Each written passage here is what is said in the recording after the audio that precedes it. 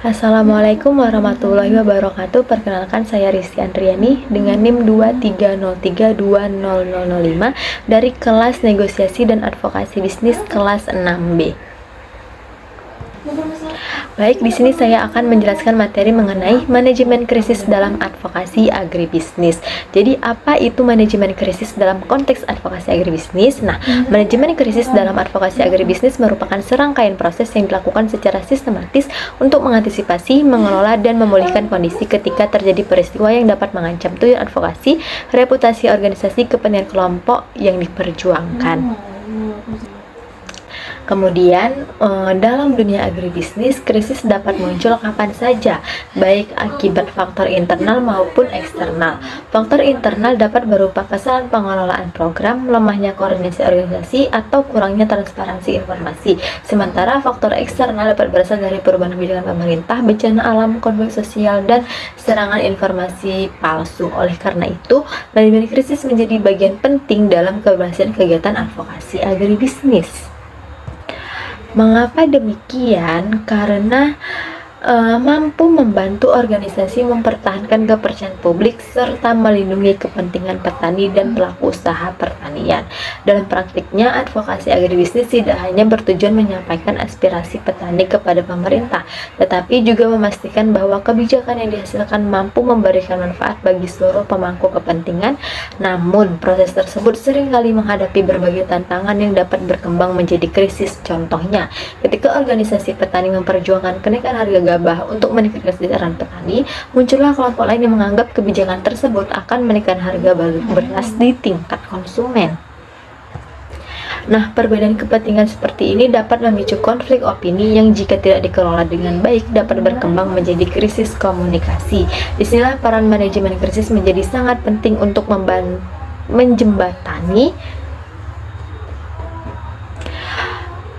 menjembatani berbagai kepentingan yang ada. Manajemen krisis juga berfungsi sebagai alat untuk menjaga kredibilitas organisasi advokasi. Kredibilitas merupakan aset yang sangat berharga karena menentukan tingkat kepercayaan masyarakat terhadap informasi dan rekomendasi yang diberikan organisasi. Jika sebuah organisasi kehilangan kredibilitas akibat kesalahan informasi atau tuduhan tertentu, maka efektivitas advokasi akan menurun secara signifikan. Nah, oleh karena itulah organisasi harus memiliki prosedur yang jelas dalam menangani berbagai situasi darurat agar mampu merespon permasalahan secara cepat dan juga tepat. Dalam konteks agribisnis modern, perkembangan teknologi informasi turut meningkatkan risiko terjadinya krisis. Informasi dapat menyebar dengan sangat cepat melalui media sosial, sehingga isu kecil pun dapat berkembang menjadi permasalahan besar dalam waktu yang singkat. Berita yang belum tentu benar dapat mempengaruhi opini publik, mengganggu stabilitas pasar, dan juga kebijakan. Kondisi inilah menunjukkan bahwa organisasi advokasi tidak hanya membutuhkan kemampuan komunikasi konvensional, tetapi juga kemampuan mengelola informasi digital secara efektif. Selain berfungsi sebagai mekanisme perlindungan, manajemen krisis juga dapat menjadi sarana untuk meningkatkan kualitas organisasi. Setiap krisis yang terjadi memberikan pelajaran berharga mengenai kelemahan sistem yang dimiliki. Melalui evaluasi yang dilakukan setelah krisis mereda, organisasi dapat memperbaiki prosedur kerja, memperkuat koordinasi internal, dan meningkatkan kapasitas sumber daya manusia. Nah, dengan demikian krisis tidak selalu menjadi ancaman, tetapi juga dapat menjadi momentum untuk melakukan perubahan dan juga pembaruan organisasi. Keberhasilan manajemen krisis sangat ditentukan oleh kesiapan organisasi sebelum krisis terjadi. Banyak organisasi gagal mengatasi krisis karena hanya berfokus pada tindakan setelah masalah muncul. Padahal tahap persiapan merupakan bagian terpenting dalam manajemen krisis. Nah, persiapan tersebut meliputi identifikasi potensi risiko, penyusunan rencana darurat, pembentukan tim krisis, serta pelatihan komunikasi bagi anggota organisasi. Dengan adanya persiapan yang matang, organisasi akan lebih siap menghadapi berbagai kemungkinan yang muncul di lapangan. Dalam perspektif advokasi agribisnis, krisis juga dapat memengaruhi hubungan antara organisasi dengan pemerintah. Nah, Kenapa demikian?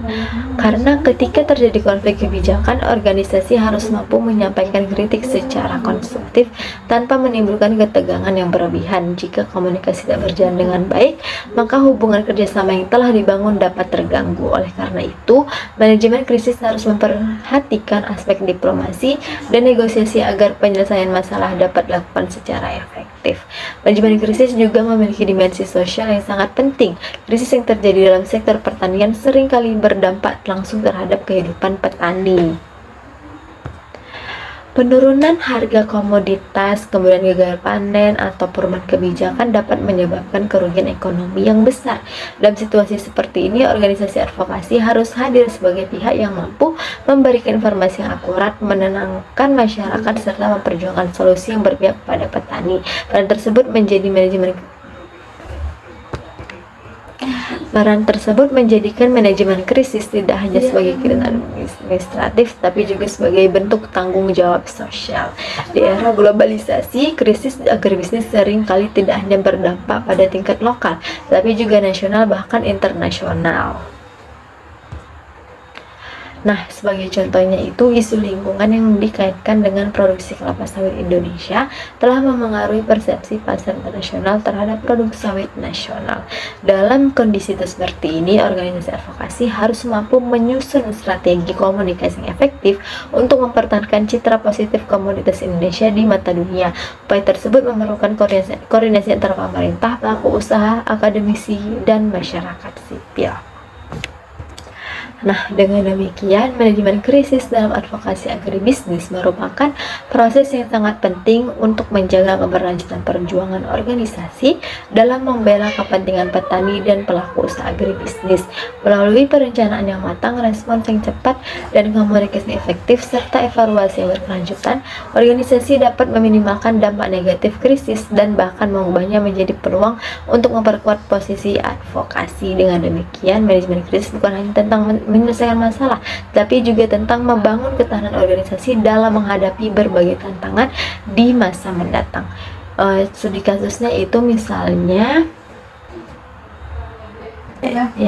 Nah, salah satu contoh nyata pentingnya manajemen krisis dalam advokasi agribisnis adalah mengenai kasus larangan ekspor minyak sawit mentah atau CPO.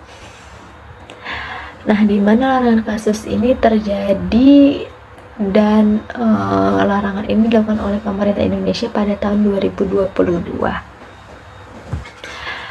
Nah, untuk studi kasus nyatanya, salah satu contoh nyatanya itu pentingnya manajemen krisis dalam advokasi agribisnis itu adalah kasus larangan ekspor minyak sawit mentah atau CPO oleh pemerintah Indonesia pada tahun 2022. Kebijakan tersebut diambil untuk menstabilkan harga minyak goreng di dalam negeri yang mengalami kenaikan tajam. Namun, kebijakan tersebut menimbulkan dampak besar terhadap petani kelapa sawit, perusahaan perkebunan, dan juga eksportir. Banyak organisasi yang mewakili petani sawit menyampaikan keberatan karena harga tandan buah segar atau TBS di tingkat petani mengalami penurunan drastis akibat terganggunya rantai pemasaran. Dalam situasi tersebut, berbagai asosiasi petani dan pelaku usaha melakukan advokasi kepada pemerintah agar kebijakan dievaluasi. Mereka mengumpulkan data lapangan, menyampaikan analisis ekonomi, serta melakukan komunikasi intensif dengan media untuk menjelaskan dampak kebijakan terhadap petani. Melalui proses advokasi yang terorganisir, manajemen krisis yang baik, pemerintah akhirnya melakukan penyesuaian kebijakan sehingga aktivitas ekspor dapat kembali berjalan. Kasus ini menunjukkan bahwa kemampuan mengelola krisis sangat menentukan keberhasilan organisasi dalam memperjuangkan kepentingan anggotanya sekaligus menjaga stabilitas sektor agribisnis nasional. Kemudian contoh kasusnya itu yang pertama itu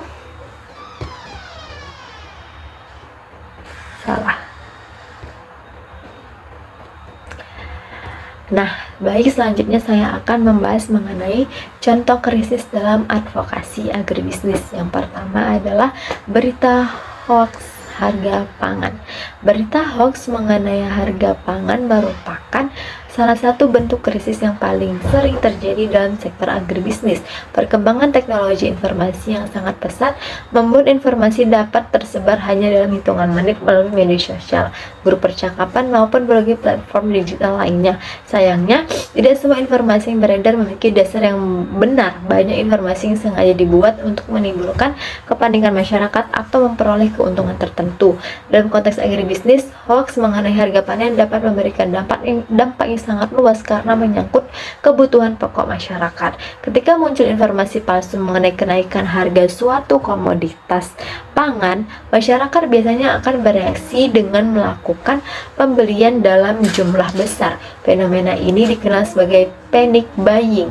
Akibatnya stok barang di pasar menjadi berkurang dan harga benar-benar mengalami kenaikan karena meningkatnya permintaan secara tiba-tiba. Kondisi ini menunjukkan bahwa sebuah informasi palsu dapat menciptakan masalah nyata dalam sistem distribusi pangan. Bagi organisasi advokasi petani, situasi tersebut menjadi tantangan yang serius. Kenapa demikian? Karena petani seringkali menjadi pihak yang disalahkan atas kenaikan harga panen, meskipun penyebab sebenarnya itu berasal dari rantai distribusi atau informasi yang tidak benar. Ketika masyarakat mulai menyalahkan petani, maka citra kelompok tani dapat menurun sehingga memengaruhi efektivitas kegiatan advokasi yang sedang dilakukan.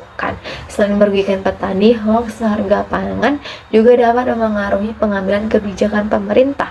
Dalam kondisi tertentu, pemerintah dapat mengambil keputusan yang tergesa-gesa karena tekanan publik yang besar. Misalnya, pemerintah dapat melakukan operasi pasar besar-besaran atau membuka keran impor tanpa mempertimbangkan kondisi produksi dalam negeri secara menyeluruh. Kebijakan seperti ini dapat merugikan petani yang sebenarnya sedang menikmati harga yang menguntungkan. Dari perspektif ekonomi, penyebaran hoax harga pangan dapat mengganggu mekanisme pasar yang sehat.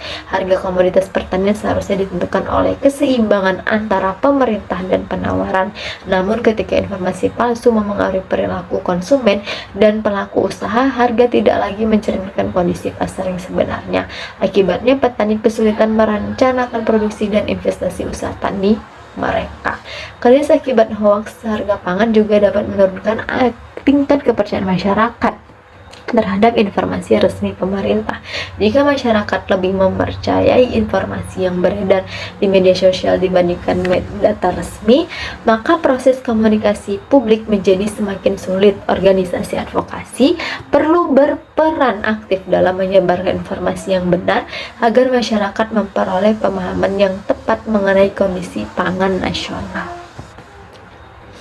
Nah, untuk menghadapi situasi tersebut, organisasi advokasi harus memiliki sistem pemantauan informasi yang baik. Setiap isu yang berkembang perlu segera diverifikasi sebelum memberikan tanggapan kepada publik. Kecepatan dalam merespon informasi yang salah menjadi faktor penting karena semakin lama hoax beredar, semakin besar pula dampak yang ditimbulkannya. Strategi lain yang dapat dilakukan adalah membangun kerjasama dengan media massa dan akademisi. Media dapat membantu menyebarluaskan informasi yang benar kepada masyarakat, sedangkan akademisi dapat memberikan data ilmiah yang memperkuat argumen organisasi. Kolaborasi ini penting untuk meningkatkan kredibilitas informasi yang disampaikan kepada publik. Selain itu, edukasi literasi digital kepada masyarakat juga menjadi langkah penting dalam mencegah krisis. Masyarakat perlu diajarkan untuk memeriksa sumber informasi sebelum mempercayai ataupun menyebarkannya. Dengan meningkatnya literasi digital, peluang penyebaran hoax dapat ditekan sehingga stabilitas sektor pangan lebih terjaga. Maka, berita hoax harga panen merupakan ancaman nyata bagi keberlanjutan sistem agribisnis. Dampaknya tidak hanya dirasakan oleh pelaku usaha, tetapi juga oleh konsumen serta pemerintah. Oleh karena itulah diperlukan kerjasama berbagai pihak untuk memastikan bahwa informasi yang beredar di masyarakat bersifat akurat dan dapat dipertanggungjawabkan. Untuk studi kasus nyatanya itu, misalnya pada tahun 2024 sempat beredar berbagai informasi di media sosial mengenai dugaan kelangkaan beras nasional yang menyebabkan masyarakat melakukan pembelian berlebihan. Akibatnya, beberapa daerah mengalami peningkatan permintaan secara mendadak sehingga stok beras di sejumlah pasar modern menipis. Pemerintah, Bulog, Bulog dan juga berbagai organisasi pertanian kemudian melakukan verifikasi bahwa ketersediaan beras nasional masih dalam kondisi terkendali meskipun terdapat tantangan akibat fenomena El Nino. Kasus ini menunjukkan bagaimana informasi yang tidak terverifikasi dapat menciptakan kepanikan masyarakat dan mengganggu stabilitas pasar pangan. Contoh kasus yang kedua yaitu kebijakan dadakan larangan ekspor atau impor. Kebijakan pemerintah memiliki pengaruh yang sangat besar terhadap sektor agribisnis. Oleh karena itu, ketika pemerintah mengeluarkan kebijakan secara mendadak tanpa proses transisi yang memadai, berbagai pihak dapat mengalami kerugian yang signifikan. Kondisi seperti ini seringkali berkembang menjadi krisis yang membutuhkan upaya advokasi secara intensif. Larangan ekspor suatu komoditas dapat menyebabkan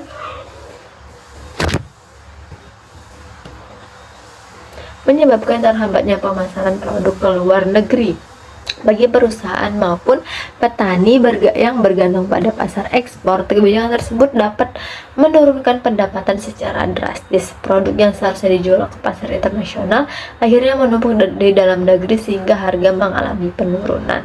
Sebaliknya, kebijakan larangan impor juga dapat menimbulkan permasalahan tersendiri. Jika produksi dalam negeri belum mampu memenuhi kebutuhan masyarakat, maka larangan impor dapat menyebabkan kelangkaan barang dan kenaikan harga. Situasi ini sering menimbulkan perdebatan antar kelompok produsen dan kelompok konsumen. Dalam proses advokasi, organisasi harus mampu menjelaskan dampak kebijakan secara objektif berdasarkan data. Pendekatan yang digunakan tidak boleh hanya berdasarkan kepentingan kelompok tertentu, tetapi harus mempertimbangkan keseimbangan antara kesejahteraan petani, stabilitas harga, dan kebutuhan konsumen. Kebijakan yang berubah secara tiba-tiba juga dapat mengganggu perencanaan bisnis perusahaan agribisnis. Investasi yang telah dilakukan dalam jangka panjang menjadi sulit menghasilkan keuntungan karena adanya perubahan aturan yang tidak terduga. Ketidakpastian ini dapat menurunkan minat investasi di sektor pertanian. Dari sisi petani, perubahan kebijakan mendadak dapat menyebabkan ketidakpastian pendapatan. Petani yang telah menanam komoditas tertentu berdasarkan kondisi pasar sebelumnya dapat mengalami kerugian ketika harga tiba-tiba jatuh akibat perubahan kebijakan. Oleh karena itu, organisasi advokasi memiliki tanggung jawab untuk menyuarakan kepentingan petani dalam proses perumusan kebijakan. Komunikasi yang baik antara pemerintah dan pemangku kepentingan menjadi faktor penting dalam mencegah krisis kebijakan. Sebelum kebijakan diterapkan, perlu dilakukan konsultasi publik agar seluruh pihak memahami tujuan dan dampaknya. Dengan demikian, potensi penolakan dapatlah diminimalkan. Organisasi advokasi juga harus mampu menyediakan data yang valid dan terpercaya. Data tersebut dapat digunakan sebagai dasar dalam proses negosiasi dengan pemerintah. Semakin kuat data yang dimiliki, semakin besar pula peluang untuk memengaruhi kebijakan yang diambil. Krisis akibat kebijakan mendadak menunjukkan pentingnya perencanaan yang matang dalam sektor agribisnis. Setiap kebijakan harus mempertimbangkan dampak ekonomi, sosial, dan lingkungan agar tidak menimbulkan permasalahan baru di kemudian harinya. Melalui advokasi yang efektif, organisasi dapat membantu menciptakan kebijakan yang lebih adil dan berkelanjutan. Dengan demikian, kepentingan petani, pelaku usaha, dan konsumen dapat terlindungi secara seimbang. Untuk studi kasus nyatanya itu, pada tahun 2022 pemerintah Indonesia memberlakukan larangan ekspor minyak sawit mentah atau CPO untuk mengendalikan harga minyak goreng dalam negeri. Kebijakan tersebut menyebabkan harga tandan buah segar kelapa sawit di tingkat petani mengalami penurunan signifikan. Berbagai asosiasi petani sawit melakukan advokasi kepada pemerintah dengan menunjukkan dampak ekonomi yang dialami petani. Setelah melalui berbagai evaluasi, pemerintah akhirnya membuka kembali ekspor sawit dengan sejumlah penyesuaian aturan. Kasus ini menjadi contoh nyata bagaimana kebijakan mendadak dapat memicu krisis dalam sektor agribisnis dan memerlukan manajemen krisis yang baik. Yang ketiga yaitu pencemaran nama baik komoditas. Pencemaran nama baik komoditas merupakan salah satu bentuk krisis yang sering dihadapi dalam sektor agribisnis modern. Krisis ini menjadi terjadi ketika suatu komoditas pertanian memperoleh citra negatif akibat tuduhan, pemberitaan, atau kampanye tertentu yang belum tentu didukung oleh bukti ilmiah yang kuat. Dalam era digital saat ini, informasi dapat menyebar dengan sangat cepat sehingga opini publik seringkali terbentuk sebelum fakta yang sebenarnya diketahui. Akibatnya, komoditas yang menjadi sumber pendapatan bagi jutaan petani dapat mengalami penurunan permintaan hanya karena persepsi negatif yang berkembang di masyarakat. Dalam konteks agribisnis, advokasi agribisnis, pencemaran nama baik komoditas menjadi tantangan yang besar karena dampaknya tidak hanya dirasakan oleh produsen, tetapi juga seluruh rantai nilai agribisnis, mulai dari petani, pedagang, pengolah hasil pertanian, hingga eksportir dapat mengalami kerugian ekonomi akibat menurunnya kepercayaan konsumen. Oleh karena itu, organisasi advokasi perlu melakukan berbagai upaya untuk melindungi reputasi komoditas yang diperjuangkan. Salah satu penyebab utamanya itu muncul karena pencemaran nama baik komoditas itu karena kurangnya pemahaman masyarakat terhadap proses produksi pertanian. Banyak konsumen yang hanya menerima informasi dari media sosial tanpa memahami kondisi yang sebenarnya terjadi di lapangan. Ketika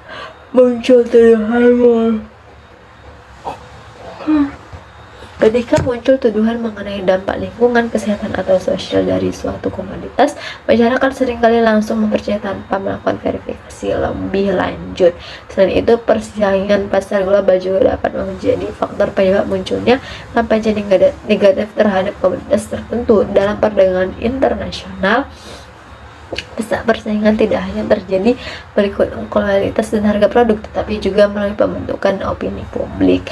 Tidak jarang suatu komoditas mendapat tekanan melalui isu lingkungan atau sosial yang digunakan untuk membatasi akses pasar produk produk dari negara tertentu.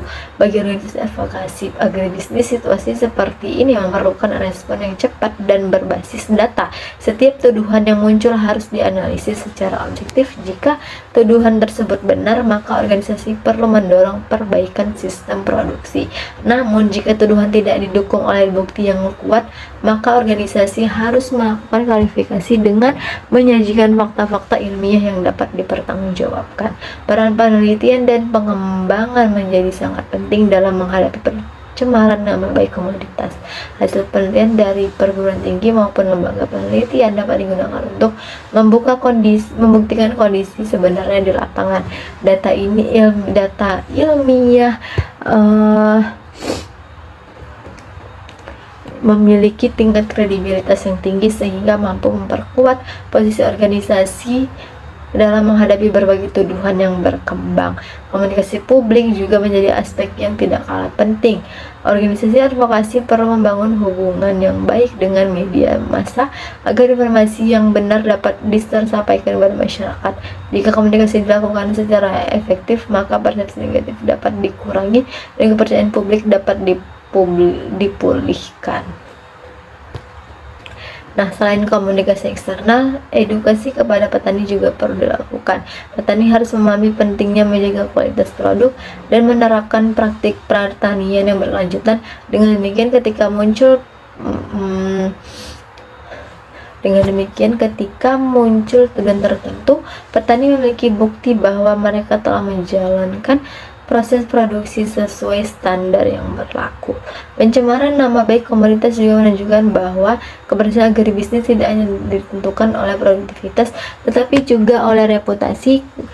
Nah, komoditas yang memiliki citra positif akan lebih mudah diterima oleh pasar dan memiliki daya saing yang lebih tinggi. Sebaliknya, jika negatif dapat menjadi hambatan besar meskipun kualitas produk sebenarnya sangat baik. Nah, oleh karena itu, perlindungan terhadap reputasi komoditas harus menjadi bagian dari strategi advokasi agribisnis. Upaya ini tidak hanya dilakukan ketika krisis terjadi, tetapi juga secara berkelanjutan melalui promosi, edukasi, dan transparansi informasi kepada masyarakat. Untuk studi kasus nyatanya yaitu, selain salah satu contoh nyata adalah kampanye negatif terhadap industri kelapa sawit Indonesia. Selama bertahun-tahun, kelapa sawit sering dituduh sebagai penyebab utama deforestasi, hilangnya habitat satwa liar, dan kerusakan lingkungan. Tuduhan tersebut menyebabkan beberapa negara menerapkan pembatasan terhadap produk sawit Indonesia.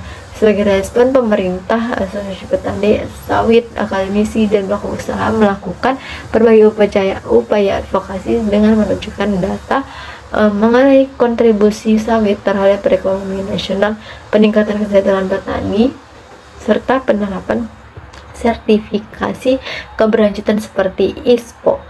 Kasus ini menunjukkan bagaimana pentingnya manajemen krisis dalam mempertahankan reputasi suatu komoditas di pasar global. Yang keempat itu adalah kegagalan program pertanian skala besar.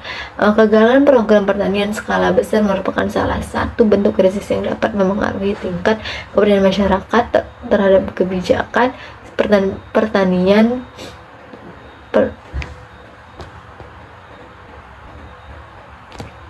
Program pertanian skala besar biasanya dirancang untuk meningkatkan produksi pangan, memperkuat ketahanan pangan nasional, atau mendorong pertumbuhan ekonomi daerah.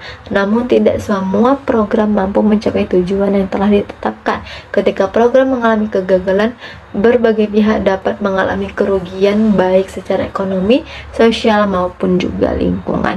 Dalam konteks advokasi agribisnis, kegagalan program pertanian sering menjadi isu yang sangat sensitif. Organisasi yang sebelumnya mendukung program tersebut dapat kehilangan kredibilitas jika hasil yang dicapai jauh dari harapan.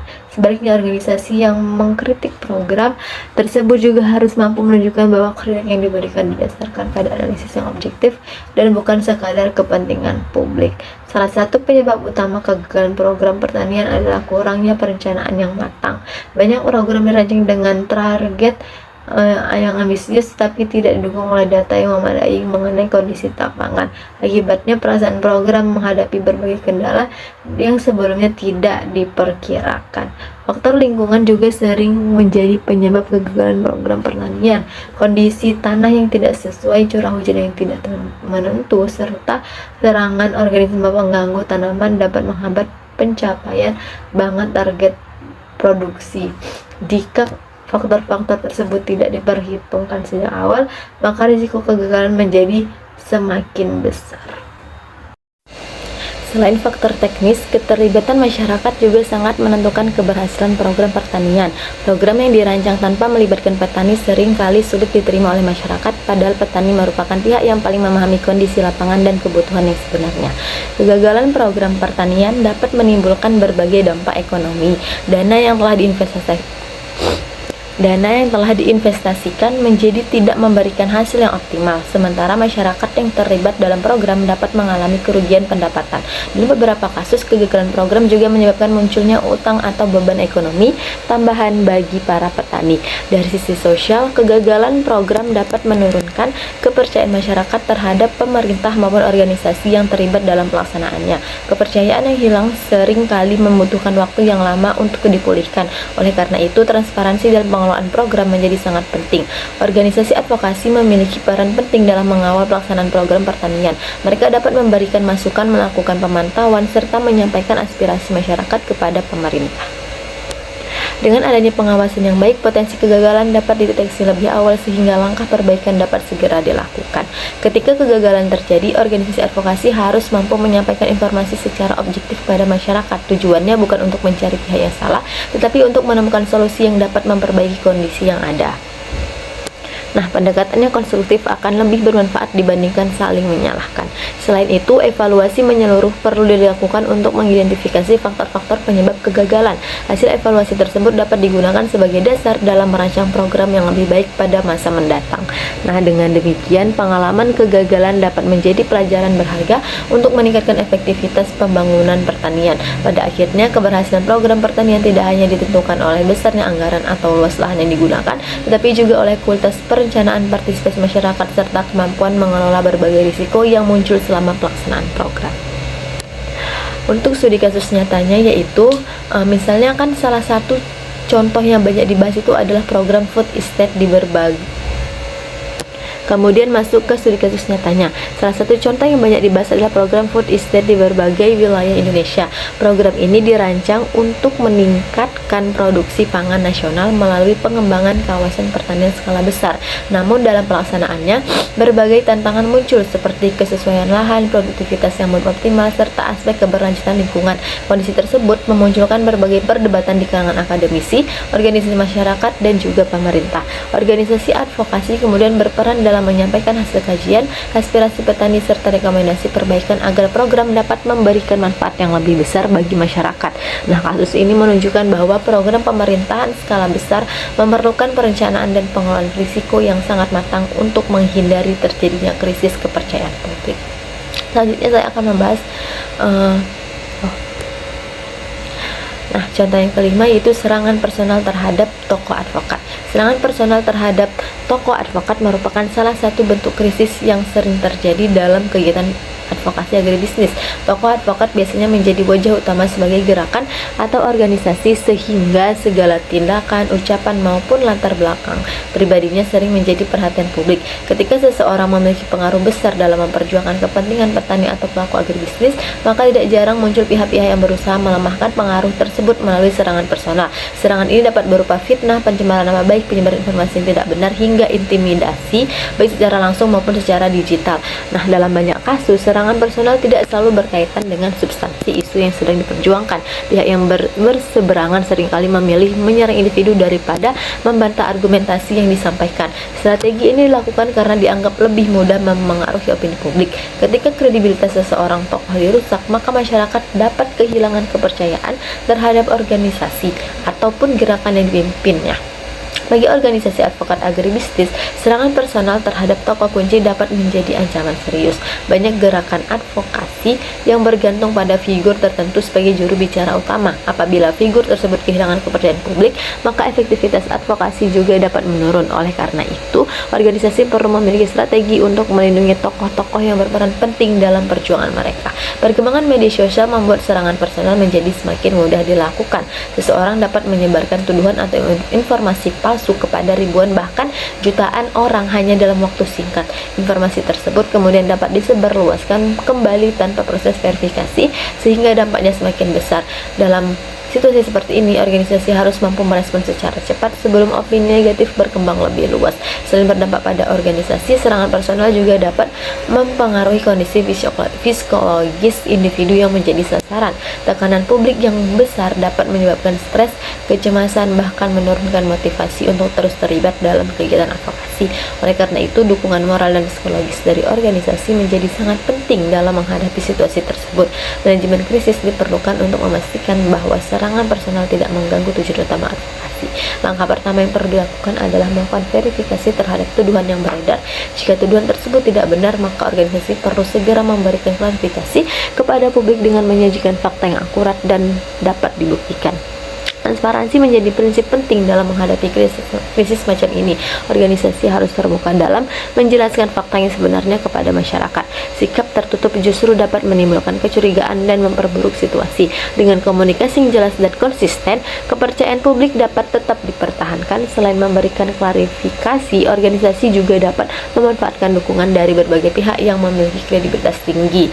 Akademisi, tokoh masyarakat maupun mitra kerja dapat membantu memberikan perspektif dan objektif mengenai isu yang sedang berkembang. Dukungan dari pihak ketiga seringkali dipercaya oleh masyarakat dibandingkan pernyataan dari organisasi itu sendiri. Jika serangan yang dilakukan telah melanggar hukum, maka langkah hukum dapat menjadi pilihan. Tindakan seperti pencemaran nama baik ataupun penyebaran fitnah dapat dilaporkan kepada pihak berwenang sesuai ketentuan yang berlaku.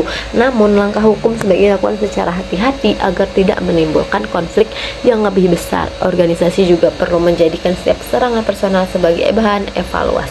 Nah, dengan memahami pola serangan yang terjadi, organisasi dapat meningkatkan kesiapsiagaan dalam menghadapi situasi serupa di masa yang akan mendatang. Pelatihan komunikasi krisis, penguatan sistem keamanan digital, dan peningkatan kapasitas juru bicara merupakan beberapa langkah yang dapat dilakukan dalam jangka panjang dalam jangka panjang, cara terbaik untuk menghadapi serangan personal adalah membangun reputasi yang kuat. Tokoh advokat yang memiliki rekam jejak baik, integritas tinggi, dan hubungan positif dengan masyarakat akan lebih sulit dijatuhkan oleh informasi yang tidak benar. Kepercayaan yang telah dibangun selama bertahun-tahun menjadi modal penting dalam menghadapi berbagai bentuk krisis. Dengan demikian, serangan personal terhadap tokoh advokat bukan hanya masalah individu, tetapi juga masalah organisasi dan gerakan advokasi secara keseluruhan. Oleh karena itu, diperlukan strategi manajemen krisis yang terencana agar tujuan advokasi tetap dapat dicapai meskipun menghadapi berbagai tekanan dari luar. Nah, untuk studi kasus nyatanya, yaitu salah satu contoh yang sering terjadi dalam berbagai gerakan advokasi di Indonesia adalah penyebaran informasi yang menyerang kredibilitas tokoh organisasi petani atau aktivis lingkungan yang terlibat dalam isu agraria dan pertanian. Dalam beberapa kasus, individu yang aktif menyuarakan hak-hak petani menghadapi tuduhan yang tidak terbukti atau kampanye negatif melalui media sosial. Meskipun tuduhan tersebut tidak selalu benar, dampaknya cukup besar terhadap persepsi masyarakat. Untuk mengatasi situasi tersebut, organisasi biasanya melakukan klarifikasi resmi, menghadirkan bukti-bukti pendukung, serta membangun komunikasi dengan media agar informasi yang benar dapat tersampaikan kepada publik. Kasus ini menunjukkan bahwa perlindungan terhadap kredibilitas tokoh advokat merupakan bagian penting dari manajemen krisis dalam advokasi agribisnis. Nah, selanjutnya saya akan membahas mengenai strategi menghadapi penolakan, ancaman, atau misinformasi. Selanjutnya saya akan membahas mengenai strategi menghadapi penolakan, ancaman, atau misinformasi. Penolakan, ancaman, dan misinformasi merupakan tantangan yang hampir selalu muncul dalam proses advokasi. Setiap upaya untuk mendorong perubahan kebijakan atau memperjuangkan kepentingan kelompok tertentu pasti akan menghadapi perbedaan pendapat. Dalam sektor agribisnis, penolakan dapat datang dari berbagai pihak yang memiliki kepentingan berbeda, seperti pemerintah, pelaku usaha, kelompok masyarakat, maupun organisasi lain. Oleh karena itu, diperlukanlah strategi yang matang agar proses advokasi tetap berjalan secara efektif. Penolakan tidak selalu bersifat negatif. Dalam banyak kasus, penolakan justru dapat menjadi masukan yang berharga untuk memperbaiki kualitas advokasi. Namun, jika tidak dikelola dengan baik, penolakan dapat berkembang menjadi konflik yang menghambat pencapaian tujuan organisasi. Oleh karena itu, organisasi perlu memahami alasan dibalik setiap bentuk penolakan yang muncul. Ancaman merupakan tantangan yang lebih serius karena dapat mempengaruhi keamanan individu maupun organisasi. Ancaman dapat berupa tekanan politik, intimidasi, ancaman hukum, maupun serangan di media sosial. Nah, ancaman juga dapat berbentuk tindakan yang menghambat akses organisasi terhadap informasi atau proses pengambilan keputusan. Sementara itu, misinformasi merupakan penyebaran informasi yang tidak akurat sehingga dapat menyesatkan masyarakat. Dalam era digital, misinformasi menjadi salah satu sumber krisis terbesar karena mampu membentuk opini publik dengan sangat cepat. Informasi yang salah dapat mengubah persepsi masyarakat terhadap suatu isu meskipun fakta yang sebenarnya itu berbeda. Strategi pertama dalam menghadapi situasi tersebut adalah membangun sistem komunikasi yang kuat. Organisasi itu harus memiliki mekanisme untuk menyampaikan informasi secara cepat, jelas, dan konsisten kepada seluruh pemangku kepentingan. Komunikasi yang baik dapat mengurangi kesalahpahaman dan mencegah berkembangnya informasi yang tidak benar. Strategi kedua adalah memperkuat basis data dan bukti ilmiah. Setiap argumen yang disampaikan dalam advokasi haruslah didukung oleh data yang valid. Nah, ketika menghadapi kritik atau penolakan, data yang kuat akan membantu organisasi mempertahankan kredibilitasnya. Sebaliknya, argumen yang tidak didukung bukti akan mudah dipatahkan oleh pihak lain. Strategi yang ketiga adalah membangun jaringan kemitraan yang luas. Dukungan dari akademisi, media, lembaga penelitian, organisasi masyarakat sipil, dan tokoh masyarakat dapat memperkuat posisi organisasi dalam menghadapi berbagai tantangan. Semakin banyak pihak yang mendukung suatu advokasi, semakin besar peluang keberhasilannya. Selain itu, organisasi perlu meningkatkan kapasitas sumber daya manusia yang dimiliki. Pelatihan mengenai komunikasi publik, negosiasi, manajemen konflik, dan penggunaan media digital sangat penting untuk meningkatkan kemampuan menghadapi berbagai situasi krisis. Sumber daya manusia yang kompeten merupakan aset utama dalam kegiatan advokasi. Organisasi juga harus mampu memanfaatkan teknologi informasi secara efektif. Media sosial dapat digunakan untuk menyebarkan informasi yang benar, membangun dukungan publik, dan melakukan verifikasi terhadap berbagai isu yang berkembang. Namun, penggunaan media sosial harus dilakukan secara bijaksana agar tidak menimbulkan konflik yang tidak perlu. Dalam menghadapi ancaman dan misinformasi, kecepatan respons menjadi faktor yang sangat penting. Semakin cepat organisasi memberikan klarifikasi, semakin kecil kemungkinan informasi yang salah berkembang menjadi krisis yang lebih besar. Oleh karena itu, sistem pemantauan isu harus berjalan secara terus-menerus. Pada akhirnya, keberhasilan menghadapi penolakan, ancaman, dan misinformasi sangat bergantung pada kemampuan organisasi dalam menjaga kredibilitas dan kepercayaan publik. Organisasi yang dipercaya oleh masyarakat akan lebih mudah memperoleh dukungan ketika menghadapi berbagai tantangan karena transparansi, kemudian juga karena integritas dan konsistensi harus menjadi prinsip utama dalam setiap kegiatan advokasi agribisnis.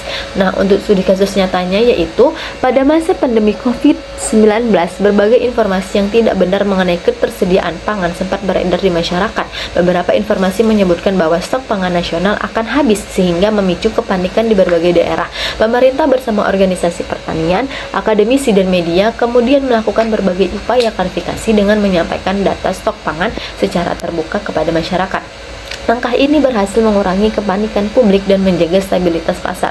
Kasus tersebut menunjukkan bahwa strategi komunikasi yang cepat dan berbasis data sangat penting dalam menghadapi misinformasi di sektor agribisnis. Nah, selanjutnya saya akan membahas mengenai pembentukan tim krisis. Pembentukan tim krisis merupakan tahapan awal yang sangat penting dalam proses manajemen krisis, khususnya dalam kegiatan advokasi agribisnis. Sebelum suatu organisasi menghadapi krisis, organisasi harus terlebih dahulu memiliki tim khusus yang bertanggung jawab dalam mengelola berbagai situasi darurat yang dapat mengancam reputasi organisasi, keberlangsungan program advokasi, maupun kepercayaan masyarakat. Tim krisis harus terdiri atas juru bicara, ahli komunikasi, dan ahli hukum apabila diperlukan, serta perwakilan dari kelompok yang sedang diadvokasi. Selain itu, tim juga harus memiliki kewenangan atau otoritas dalam mengambil keputusan secara cepat, sehingga setiap permasalahan yang muncul dapat segera ditangani tanpa harus menunggu proses birokrasi yang panjang. Pembentukan tim krisis yang dilakukan sebelum krisis terjadi menunjukkan bahwa organisasi memiliki kesiapan dalam menghadapi berbagai kemungkinan yang tidak diinginkan. Hal ini menjadi sangat penting karena suatu krisis seringkali muncul secara tiba-tiba dan berkembang sangat cepat. Tanpa adanya tim yang telah dipersiapkan sebelumnya, organisasi akan mengalami kesulitan dalam menentukan siapa yang bertanggung jawab, bagaimana cara memberikan tanggapan kepada publik, serta langkah-langkah apa yang harus segera dilakukan untuk mengurangi dampak negatif yang ditimbulkan oleh krisis tersebut. Dalam konteks advokasi agribisnis, keberadaan tim krisis memiliki fungsi yang jauh lebih luas dibandingkan hanya sekadar memberikan klarifikasi kepada masyarakat. Tim krisis juga bertanggung jawab melakukan koordinasi antar bagian organisasi, mengumpulkan informasi yang akurat mengenai penyebab krisis, menyusun strategi komunikasi yang tepat, mengidentifikasi pihak yang terdampak, serta memastikan seluruh tindakan yang dilakukan tetap sesuai dengan aturan hukum dan etika yang berlaku. Sebagai contoh, apabila muncul isu mengenai dugaan pencemaran lingkungan oleh perusahaan kelapa sawit atau beredarnya informasi palsu mengenai kualitas suatu produk pertanian, maka tim krisis harus segera mengumpulkan bukti-bukti ilmiah, melakukan koordinasi dengan pihak terkait, menyiapkan data pendukung hingga menentukan strategi komunikasi yang efektif agar masyarakat memperoleh informasi yang benar.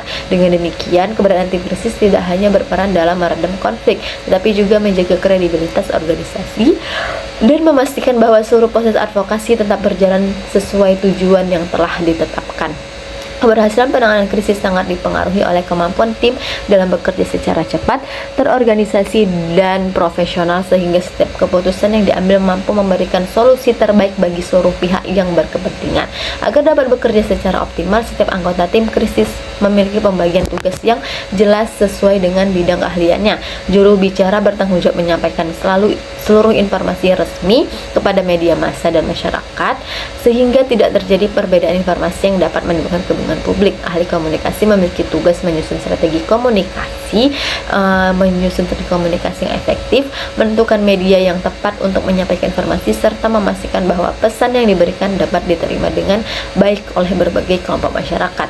Apabila krisis berkaitan dengan aspek hukum, maka ahli hukum memiliki peran penting dalam memberikan pertimbangan mengenai konsekuensi hukum dari setiap tindakan organisasi, sehingga tidak menimbulkan pelanggaran terhadap peraturan yang berlaku. Sementara itu, perwakilan kelompok yang diadvokasi berfungsi memberikan gambaran mengenai kondisi nyata di lapangan, kebutuhan masyarakat yang terdampak, serta membantu organisasi memahami permasalahan dari sudut pandang para pemangku kepentingan. Pembagian tugas yang jelas akan mengurangi terjadinya tumpang tindih pekerjaan, mempercepat proses pengambilan keputusan, dan meningkatkan efektivitas koordinasi selama penanganan krisis berlangsung. Selain itu, komunikasi internal yang baik antar anggota tim juga menjadi faktor penting agar setiap informasi yang diterima dapat segera dianalisis dan ditinjak lanjuti secara tepat. Selain memiliki struktur organisasi yang jelas, tim krisis juga harus dibekali dengan berbagai pelatihan secara berkala agar mampu menghadapi berbagai bentuk krisis. Pelatihan tersebut dapat berupa simulasi penanganan krisis, latihan konferensi pers, pelatihan komunikasi publik, pengelolaan media sosial, hingga penyusunan strategi menghadapi penyebaran hoaks dan misinformasi. Kegiatan simulasi ini bertujuan agar setiap anggota tim memahami peran masing-masing ketika menghadapi situasi darurat, sehingga proses penanganan dapat berlangsung lebih cepat dan terkoordinasi. Di era digital seperti ini, tantangan organisasi tidak hanya berasal dari permasalahan terjadi di lapangan, tetapi juga dari cepatnya penyebaran informasi di media sosial yang mampu mempengaruhi opini masyarakat dalam waktu yang singkat. Selanjutnya yang kedua adalah pemantauan deteksi dini. Nah, mengenai pemantauan dan deteksi dini. Pemantauan dan deteksi dini merupakan salah satu tahapan yang sangat penting dalam manajemen krisis karena menjadi langkah awal untuk mengenali potensi ancaman sebelum berkembang menjadi krisis yang lebih besar dan sulit dikendalikan.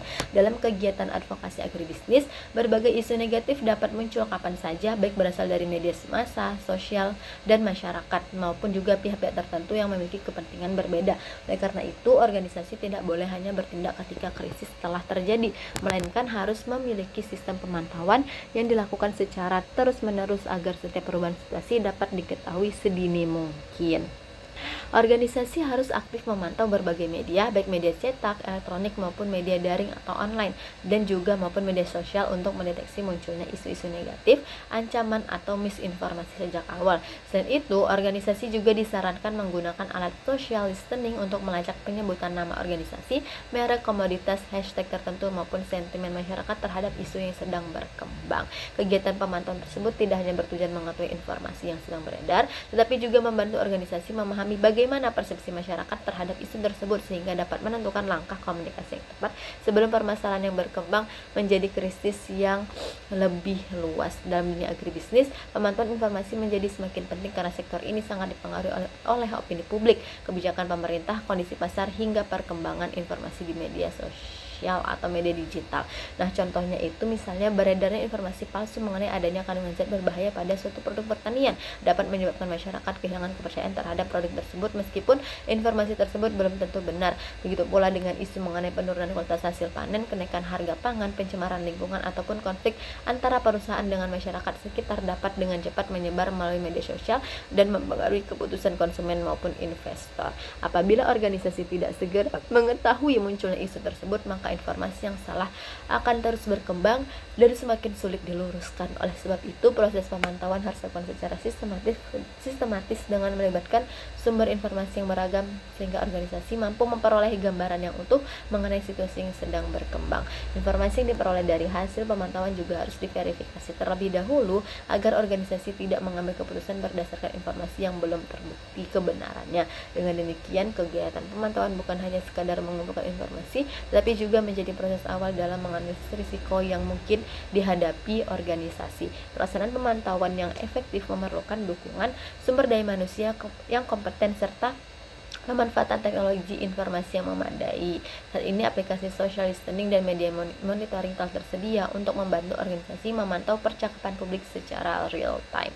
Melalui teknologi tersebut, organisasi dapat mengetahui seberapa sering nama organisasi disebutkan di media sosial, jenis komentar yang diberikan masyarakat, topik yang sedang menjadi perhatian publik, hingga kecenderungan sentimen positif, negatif maupun netral terhadap suatu isu. Nah, selain menggunakan teknologi, organisasi juga perlu membentuk tim khusus yang bertanggung jawab melakukan pemantauan setiap hari sehingga tidak ada informasi yang penting yang terlewatkan. Dengan kemampuan analisis yang baik, organisasi dapat menentukan prioritas penanganan berdasarkan tingkat urgensi dan dampak dari setiap isu yang ditemukan. Selain berfungsi sebagai sistem peringatan dini, kegiatan pemantauan juga memberikan banyak manfaat strategis bagi organisasi dalam menyusun kebijakan komunikasi. Informasi yang diperoleh selama proses pemantauan dapat digunakan untuk mengidentifikasi kelompok masyarakat yang paling terdampak, mengetahui kebutuhan informasi publik, serta memprediksi kemungkinan berkembangnya suatu isu di masa mendatang. Contohnya, apabila hasil pemantauan menunjukkan adanya peningkatan komentar negatif mengenai kualitas suatu komoditas pertanian, organisasi dapat segera melakukan penelitian di lapangan, mengumpulkan data ilmiah, serta menyusun strategi komunikasi yang berbasis fakta sebelum masyarakat semakin percaya terhadap informasi yang keliru. Sebaliknya, apabila hasil pemantauan menunjukkan bahwa isu yang berkembang hanya berasal dari sebagian kecil pengguna media sosial dan belum memiliki dampak yang luas, organisasi dapat memilih strategi komunikasi yang lebih proporsional tanpa perlu menimbulkan kepanikan baru. Dan organisasi yang mampu mendeteksi potensi krisis sejak awal akan memiliki waktu yang lebih banyak untuk melakukan persiapan, menyusun strategi komunikasi, mengumpulkan bukti pendukung, serta mengordinasikan seluruh pihak yang terlibat dalam kegiatan advokasi sebelum krisis berkembang menjadi lebih besar. Dalam konteks agribisnis, kemampuan mendeteksi isu sejak ini dengan sangat menentukan keberhasilan organisasi dalam menjaga reputasi, mempertahankan kepercayaan masyarakat, melindungi kepentingan petani maupun pelaku usaha agribisnis. Nah, selanjutnya saya akan membahas mengenai penilaian dan analisis krisis. Penilaian dan analisis krisis merupakan tahap yang sangat penting setelah suatu organisasi berhasil mendeteksi adanya potensi krisis melalui proses pemantauan. Pada tahap ini, organisasi harus melakukan identifikasi secara menyeluruh terhadap permasalahan yang sedang terjadi agar memahami akar penyebab krisis serta menentukan strategi penanganan yang paling tepat. Nah, proses analisis dilakukan dengan mengidentifikasi sumber krisis, luas dampak yang ditimbulkan, pihak-pihak yang terdampak, fakta-fakta yang sebenarnya, serta pihak yang menyebarkan misinformasi atau ancaman. Organisasi juga harus mampu membedakan antara kritik yang bersifat membangun dengan informasi palsu, sehingga setiap langkah yang diambil benar-benar didasarkan pada fakta yang objektif. Tanpa adanya analisis yang tepat, organisasi berisiko mengambil keputusan yang keliru, sehingga justru dapat memperburuk situasi yang sedang dihadapi. Dalam konteks advokasi agribisnis, analisis krisis menjadi semakin penting karena isu yang muncul seringkali melibatkan banyak pihak seperti petani ataupun pelaku usaha. Setiap pihak memiliki kepentingan dan sudut pandang yang berbeda, sehingga organisasi harus memahami bagaimana suatu krisis mempengaruhi masing-masing kelompok tersebut. Misalnya nih, ketika muncul isu mengenai penurunan kualitas hasil panen ataupun tuduhan pencemaran lingkungan oleh perusahaan perkebunan, organisasi tidak boleh langsung memberikan tanggapan tanpa terlebih dahulu melakukan investigasi terhadap kondisi di lapangan. Informasi yang diperoleh itu harus dibandingkan dengan data ilmiah, laporan resmi, serta keterangan dari berbagai pihak. Langkah ini akan membantu organisasi menentukan apakah isu tersebut benar-benar merupakan krisis atau hanya kesalahpahaman yang dapat diselesaikan melalui komunikasi yang baik. Nah, proses penilaian krisis juga harus memperhatikan tingkat keparahan dampak yang mungkin ditimbulkan. Organisasi perlu mengukur apakah krisis hanya mempengaruhi reputasi, berdampak terhadap aktivitas operasional, mengganggu hubungan dengan pemangku kepentingan, atau bahkan menyebabkan kerugian ekonomi yang besar. Penilaian terhadap tingkat risiko ini sangat penting karena akan menentukan prioritas yang harus dilakukan terlebih dahulu. Sehingga penilaian dan analisis krisis merupakan dasar bagi seluruh proses pengambilan keputusan dalam manajemen krisis. Analisis yang dilakukan secara sistematis, objektif, dan berdasarkan fakta akan menghasilkan strategi penanganan yang lebih tepat sasaran sehingga organisasi mampu meminimalkan dampak negatif yang ditimbulkan oleh krisis. Selanjutnya saya akan membahas mengenai pengembangan pesan kunci. Pengembangan pesan kunci merupakan proses menyusun informasi utama yang akan disampaikan kepada publik selama penanganan krisis. Nah, pesan yang disampaikan harus jelas, ringkas, akurat, konsisten, dan berfokus pada fakta, mengoreksi misinformasi, serta menegaskan posisi advokasi organisasi. Penggunaan bahasa yang emosional maupun juga defensif harus dihindari agar komunikasi tetap profesional dan mudah diterima oleh masyarakat.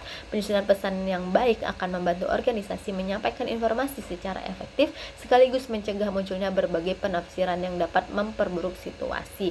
Pesan kunci itu harus disusun berdasarkan hasil analisis krisis sehingga seluruh informasi yang disampaikan benar-benar sesuai dengan kondisi yang sebenarnya. Organisasi perlu menentukan informasi apa saja yang harus diketahui masyarakat, siapa sasaran utama komunikasi, serta tujuan yang ingin dicapai dari penyampaian pesan tersebut. Dalam advokasi agribisnis, pesan kunci dapat berupa penjelasan mengenai kondisi aktual suatu komoditas, prioritas, klarifikasi terhadap isu yang berkembang, ataupun penegasan mengenai komitmen organisasi dalam melindungi kepentingan petani dan juga masyarakat. Penyampaian pesan yang didasarkan pada data dan fakta akan meningkatkan kredibilitas organisasi di mata publik. Nah, selain memperhatikan isi pesan, organisasi juga harus memastikan bahwa seluruh pihak yang mewakili organisasi menyampaikan informasi yang sama. Konsistensi komunikasi menjadi faktor sangat penting karena perbedaan informasi dari beberapa sumber dapat menimbulkan kebingungan dan menurunkan tingkat kepercayaan masyarakat. Oleh sebab itu, organisasi biasanya menunjuk satu juru bicara resmi yang bertugas menyampaikan seluruh informasi kepada publik agar tidak terjadi perbedaan interpretasi. Selanjutnya saya akan membahas mengenai respons cepat dan tepat. Respon cepat dan tepat merupakan salah satu prinsip utama dalam manajemen krisis karena waktu menjadi faktor yang sangat menentukan keberhasilan penanganan suatu krisis. Organisasi tidak boleh menunda pemberian respon karena keterlambatan dapat memperburuk situasi serta menimbulkan persepsi negatif di masyarakat.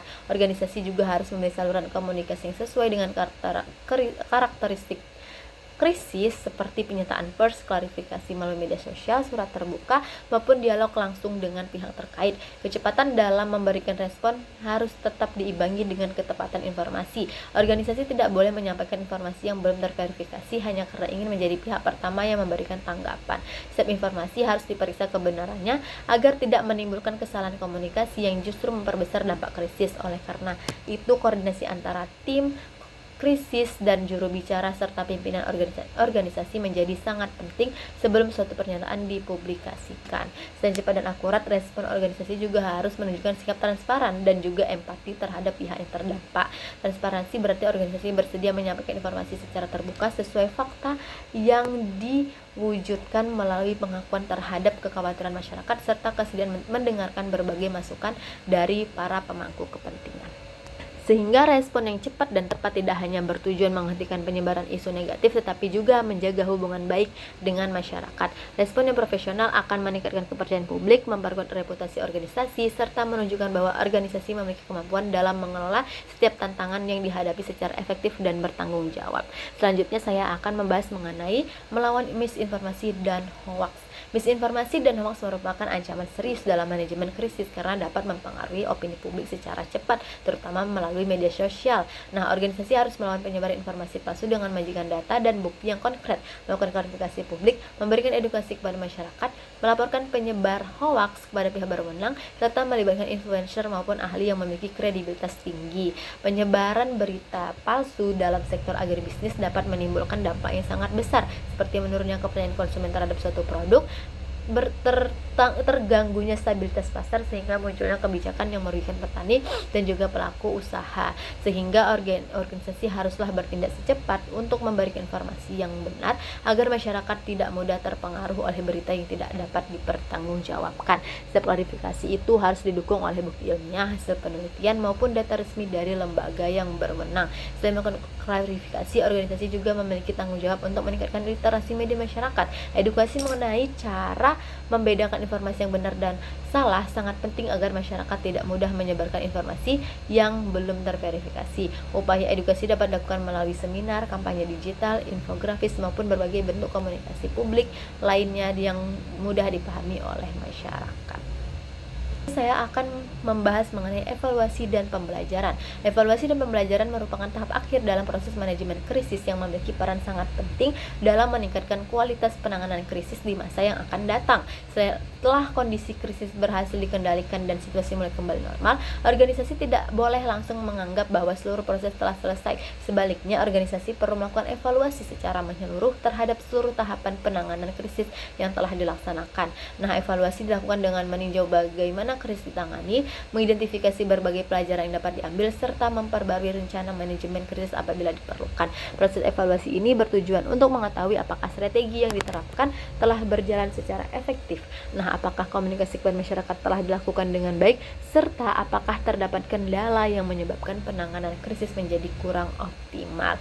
Nah, dengan melakukan evaluasi secara sistematis, organisasi akan memperoleh gambaran yang jelas mengenai kelebihan dan kekurangan selama proses penanganan krisis sehingga dapat dijadikan dasar dalam menyusun strategi yang lebih baik di masa depan. Dalam konteks advokasi agribisnis, evaluasi tidak hanya berfokus pada keberhasilan organisasi dalam meredam krisis, tetapi juga mencakup dampak yang ditimbulkan terhadap masyarakat, petani, pelaku usaha, pemerintah maupun pihak-pihak lain yang berkepentingan. Organisasi perlu mengumpulkan berbagai informasi mengenai respon masyarakat, kemudian efektivitas komunikasi yang telah dibangun, serta perubahan tingkat kepercayaan publik setelah krisis berakhir. Apabila ditemukan adanya hambatan seperti kurangnya koordinasi, keterlambatan penyampaian informasi, atau kesalahan dalam penyusunan strategi komunikasi, maka seluruh temuan tersebut harus didokumentasikan sebagai bahan perbaikan. Evaluasi yang dilakukan secara menyeluruh akan membantu organisasi memahami faktor-faktor yang mempengaruhi keberhasilan maupun kegagalan penanganan krisis sehingga kesalahan yang sama tidak terulang pada masa mendatang. Selain melakukan evaluasi terhadap proses penanganan krisis, organisasi juga perlu menjadikan setiap pengalaman sebagai pesan pembelajaran untuk meningkatkan kapasitas organisasi secara keberlanjutan.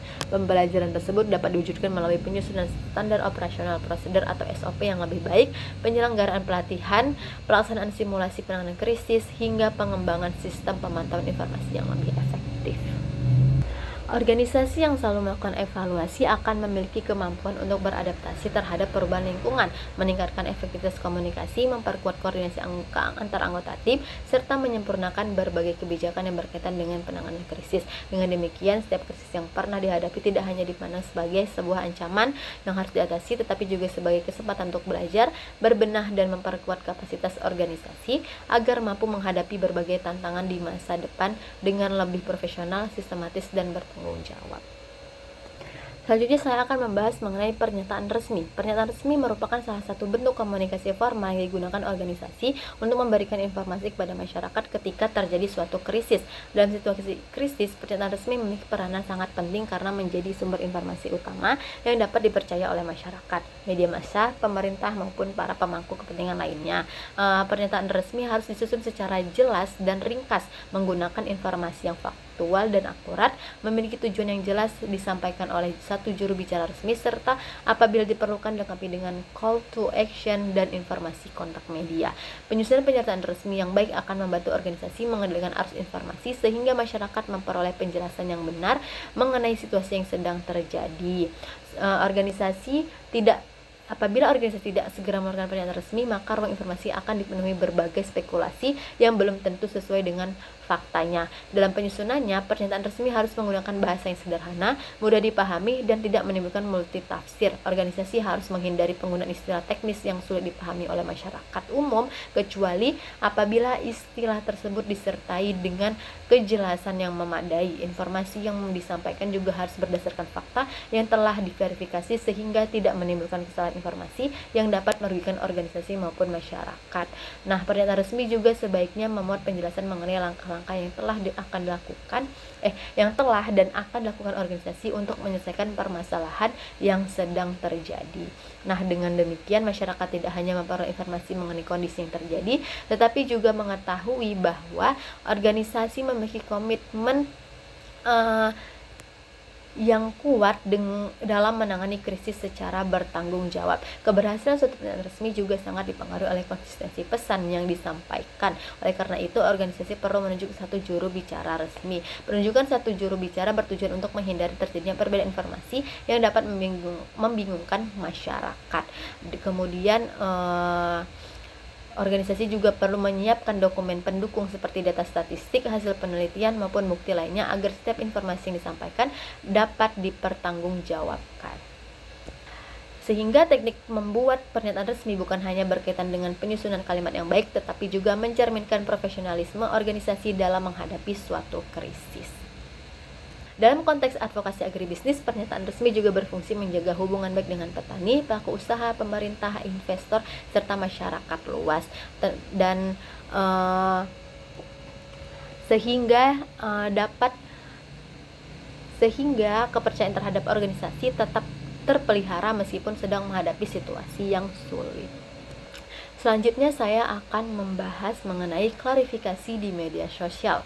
Media sosial telah menjadi salah satu sarana komunikasi yang paling cepat dalam menyebarkan informasi kepada masyarakat. Oleh karena itu, ketika terjadi suatu krisis, organisasi harus mampu memanfaatkan media sosial sebagai media untuk memberikan klarifikasi secara cepat, tepat, dan akurat.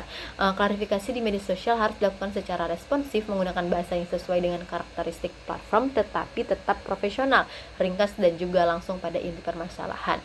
Kemudian juga harus berfokus pada fakta dan memanfaatkan visual apabila diperlukan dan menggunakan hashtag yang relevan serta siap menghadapi interaksi dengan masyarakat. Klarifikasi melalui media sosial menjadi sangat penting karena sebagian besar masyarakat saat ini memperoleh informasi dari berbagai platform digital seperti Instagram, Facebook, Twitter, atau X, TikTok, dan maupun platform lainnya. Apabila organisasi terlambat memberikan klarifikasi, maka informasi yang belum tentu benar dapat menyebar dengan cepat dan mempengaruhi opini publik. Dalam menyampaikan klarifikasi di media sosial, organisasi harus memastikan bahwa informasi yang disampaikan atau dipublikasikan benar-benar telah diverifikasi sehingga tidak menimbulkan kesalahan baru. Bahasa yang digunakan juga sebaiknya harus sederhana, mudah dipahami, dan tidak mengandung unsur provokasi maupun emosi. Misalnya nih, pada platform X dapat digunakan kalimat yang singkat dan padat, sedangkan pada Instagram, organisasi dapat memanfaatkan infografis, video singkat, ataupun gambar yang memuat data pendukung agar masyarakat lebih mudah memahami informasi yang disampaikan. Penyajian informasi yang menarik akan meningkatkan kemungkinan pesan dibaca, dipahami, dan dibagikan oleh masyarakat sehingga klarifikasi dapat menjangkau audiens yang lebih luas. Nah, selain menyampaikan informasi, organisasi juga harus mempersiapkan diri untuk menghadapi berbagai bentuk interaksi dari masyarakat. Masyarakat biasanya akan memberikan komentar, pernyataan, kritik, bahkan tuduhan yang beragam. Oleh karena itu, organisasi harus mampu merespon seluruh interaksi tersebut secara sopan dan profesional serta berdasarkan fakta tanpa terpancing oleh komentar. Dalam advokasi agribisnis, pemanfaatan media sosial juga dapat memperkuat hubungan antar organisasi dengan petani, pelaku usaha, pemerintah, dan media massa maupun masyarakat luas. Oleh karena itu, kemampuan mengelola media sosial secara profesional menjadi salah satu kompetensi yang harus dimiliki oleh setiap organisasi agar mampu menghadapi berbagai tantangan komunikasi pada era digital sekaligus menjaga reputasi organisasi dalam jangka panjang.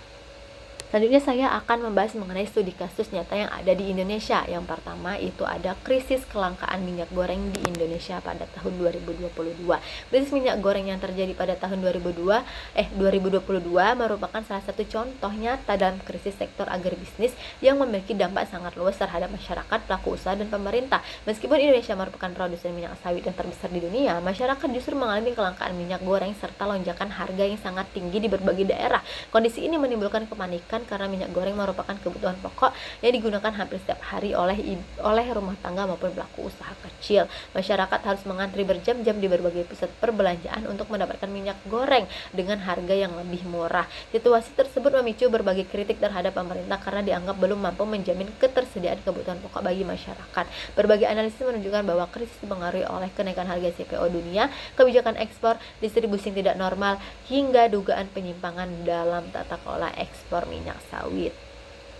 Nah, kemudian pemerintah melakukan berbagai langkah untuk mengurangi dampak krisis tersebut. Beberapa kebijakan yang diterapkan antara lain penetapan harga eceran tertinggi atau HET, penerapan kewajiban pemenuhan kebutuhan dalam negeri, dan pemberian subsidi operasi pasar hingga pembatasan ekspor minyak sawit untuk menjaga pasokan di dalam negeri. Selain kebijakan ekonomi, pemerintah juga melakukan komunikasi publik melalui konferensi pers, media sosial, serta kunjungan langsung ke pasar guna memberikan penjelasan kepada masyarakat mengenai kondisi yang sedang terjadi dan langkah-langkah penyelesaiannya. Kemudian studi kasus yang kedua itu isu negatif terhadap industri kelapa sawit Indonesia. Industri kelapa sawit Indonesia selama bertahun-tahun menghadapi berbagai tuduhan mengenai kerusakan lingkungan, deforestasi, hilangnya habitat satwa liar, kebakaran hutan, hingga pelanggaran hak-hak masyarakat adat.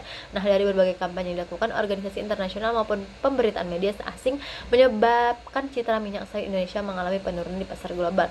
Dampak dari isu tersebut tidak hanya dirasakan oleh perusahaan besar tetapi juga jutaan petani sawit yang menggantungkan pendapatannya pada komoditas tersebut. Penurunan citra produk sawit Indonesia menyebabkan munculnya berbagai hambatan perdagangan serta penurunan kepercayaan konsumen di beberapa negara tujuan ekspor.